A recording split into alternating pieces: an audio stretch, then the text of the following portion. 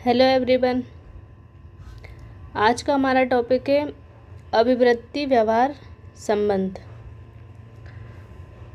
Attitude और behaviour कि सबसे पहले 1924 में एक एल्पोर्ट नाम के मनोवैज्ञानिक हुए। इनका कहना था कि जैसा हमारा एटीट्यूड होगा वैसा ही हम बिहेव करेंगे।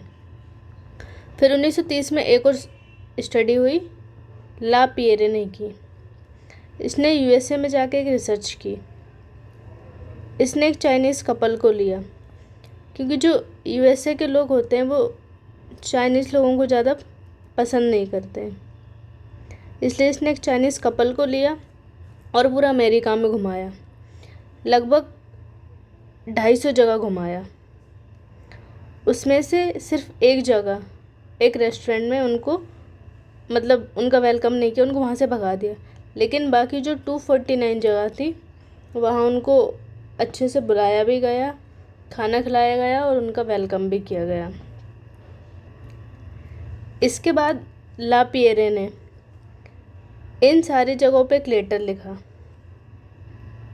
और उसमें कहा कि हम एक डील करते हैं कि हम कॉन्टेक्ट कर लेते हैं कि हम चाइनीज़ कपल्स को लेके आएंगे, आपको उनको एंटरटेनमेंट करना है और उसमें से कुछ कमीशन हमारा होगा। तो इन 249 लोगों में से 128 लगभग 92% लोगों ने क्या कर दिया, मना कर दिया कि नहीं, हम चाइनीज़ लोगों को हमारे यहाँ नहीं आने देते हैं। तो इसका मतलब ये हुआ कि उनका जो एटीट्यूड है और उनका जो बिहेवियर है ये दोनों असंगत हैं। उनका जैसा एटीट्यूड है चाइनीज़ के प्रति, लेकिन जब रेस्टोरेंट में लोग आते हैं तो वो उनको खिलाते भी हैं और एंटरटेनमेंट भी करते हैं, क्योंकि वहाँ पे उनको बेनिफिट होता है। इसको बोलते हैं एटीट्यूड और बिहेवियर में असंगत होना। फिर 1969 में बिकर नाम के मनोवैज्ञानिक हुए। इनका कहना था कि एटीट्यूड और बिहेवियर में कोई संबंध ही नहीं होता है। तो अब इसको हम कैसे डिफ़ाइन करें? तो जो एटीट्यूड और बिहेवियर का संबंध है, इसका मतलब है कि हम जैसा सोचते हैं, जैसा महसूस करते हैं कि हम वैसा व्यवहार करते हैं। हमारा जो एटीट्यूड है कि हम उसी का अकॉर्डिंग व्यवहार करते हैं या फिर उससे अलग करते हैं। तो जो एटीट्यूड है उसका व्यवहार पर क्या प्रभाव पड़ता है? जैसे ईमानदारी सर्वोपरि। ईमानदारी जो है वो किसी का एटीट्यूड है। ईमानदारी किसी का एटीट्यूड। अब वो रिश्वत को ठुकरा देता है तो ये उसका बिहेवियर हो गया। एटीट्यूड ईमानदारी थी तो उसके बिहेव में क्या है कि वो रिश्वत को गलत मानता है, उसने रिश्वत को ठुकरा दिया। सेकंड है गरीबों की सेवा करना कर्तव्य है। सेवा करना उसका एटीट्यूड है, गरीबों की सेवा करना। तो वो अब उसके व्यवहार में क्या लेकर आएगा? जन कल्याण की योजनाओं को प्रभावी बनाएगा। इसी से तो वो गरीबों की सेवा करेगा। तीसरा, महिलाएं कमज़ोर होती। ये किसी का एटीट्यूड हो सकता है महिलाओं के प्रति। तो वो महिला अधिकारियों की जिम्मेदारी कम देना। महिला अधिकारियों को जिम्मेदारी भरे काम जो होगा वो कम देगा। ये उसने अपने बिहेव में लेके आया। अब देखते हैं कि हम किन परिस्थितियों में इंसान का जो एटीट्यूड होता है वो उसी के अकॉर्डिंग व्यवहार करता है। ये इन दोनों का रिलेशन कभी कभी टूट जाता है। तो संबंध कब और क्यों टूट जाता है?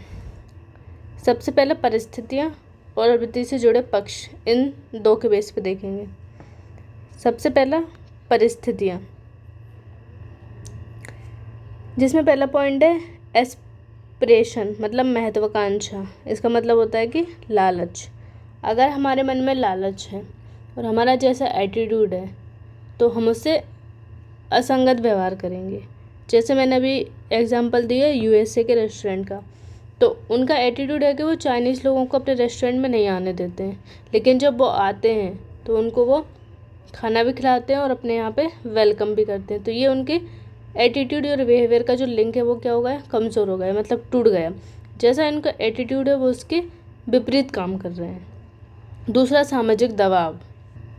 जैसे मान लीजिए आपका कोई दोस्त है, वो दलित वर्ग से आता है और आप एक अच्छे वर्ग से आते हैं, तो आपकी जो फैमिली है वो दलित वर्गों के साथ आपको खेलने नहीं देते या उनसे बात नहीं करने देते।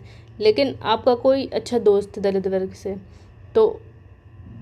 तो आप अपने घर वालों के प्रेशर में भी उसके प्रति वैसा व्यवहार करेंगे जैसा आपके घर वालों का है। आपका एटीट्यूड था कि उसके प्रति अच्छा, लेकिन एक सामाजिक दबाव है, सोशल प्रेशर है, तो आप अपने एटीट्यूड के विपरीत काम करेंगे। दूसरा है मूल्य। मूल्य को ऐसे समझ सकते हैं जैसे कि दो लोग हैं, एक का एटीट्यूड है आक्रामक टाइप का, मतलब किसी को मार डालना, काट डालना, लेकिन उनके कुछ उसूल भी हैं, जैसे कि निहत्थे पे हम वार नहीं करते। अब वो दोनों लड़ रहे हैं, तो जिसमें से वो दूसरा वाला है वो गिर जाता है, उसके पास कोई हथियार नहीं होता, तो वो जो आक्रामक टाइप का इंसान है उसको मारने वाला होता है, तो सामने वाला बोलता है कि निहत्थे पे वार नहीं करना चाहिए, तो वो सामने वाले बोलेगा हाँ ये मेरा मूल्य है, मुझे निहत्थे पे वार नहीं करना चाहिए।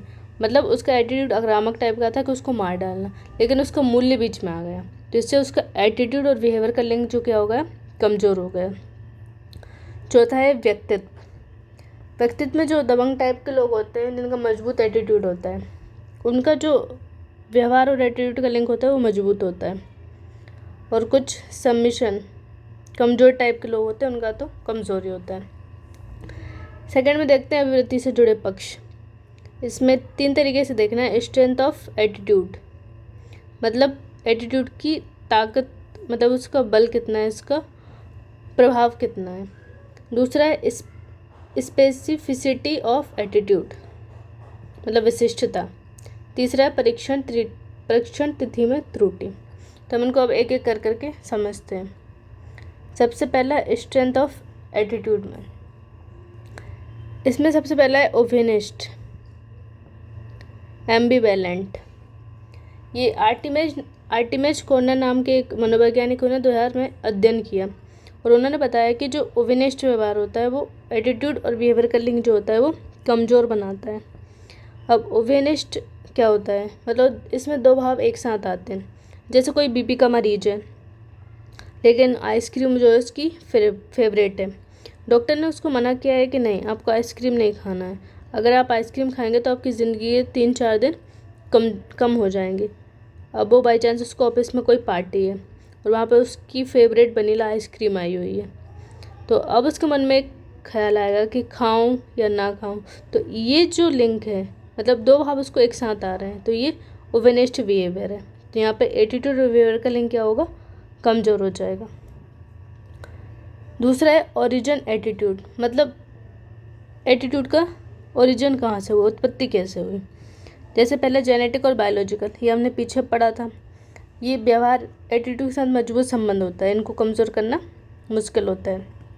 ये जैसे होते हैं वैसे ही बने रहते हैं मजबूती के साथ। दूसरा डायरेक्ट एक्सपीरियंस, मतलब आपने खुद उसको एक्सपीरियंस किया है किसी चीज़ को, तो वहाँ पे आपका एटीट्यूड जो होगा वो मजबूत होगा।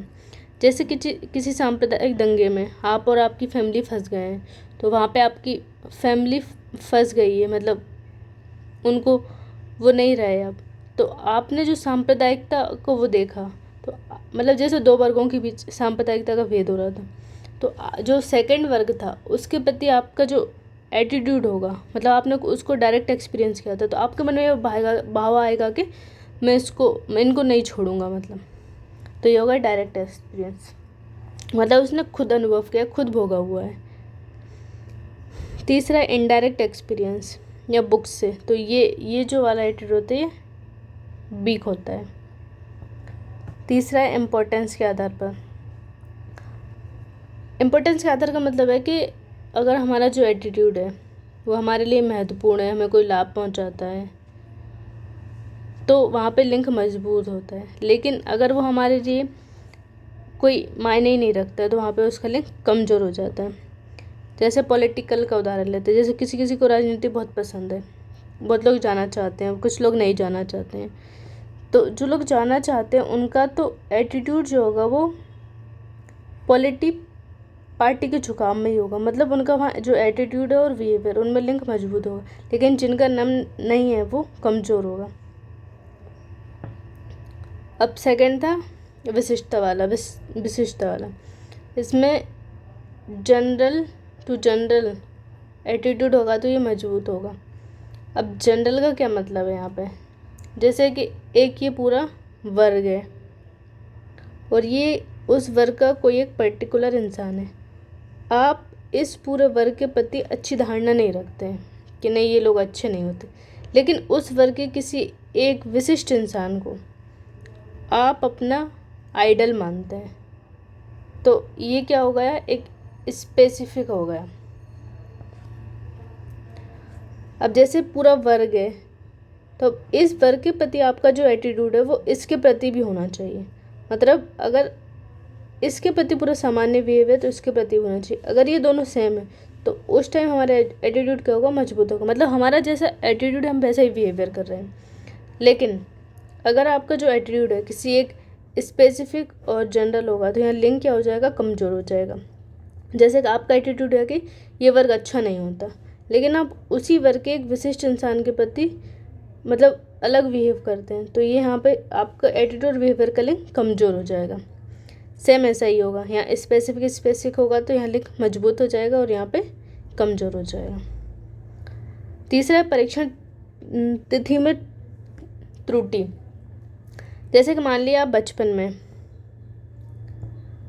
में आप करेले नहीं खाते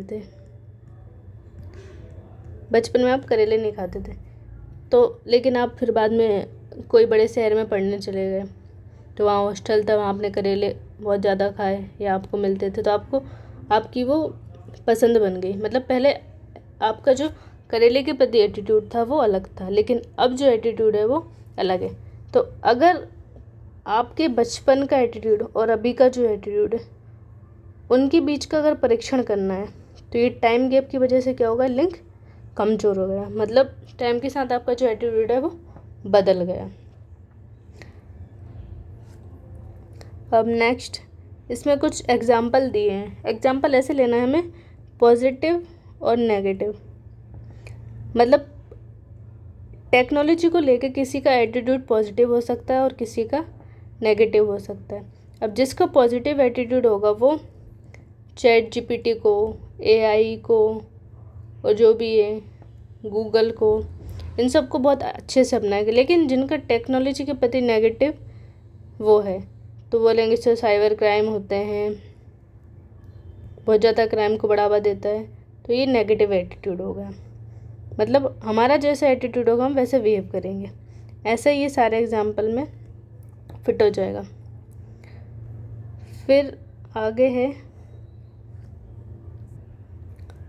अब नेक्स्ट क्लास में हम अभिव्यक्ति और विचार का संबंध पढ़ेंगे। तो आई होप आपको समझ में आ गया होगा। तो आज की क्लास हम यहीं समाप्त करते हैं। धन्यवाद।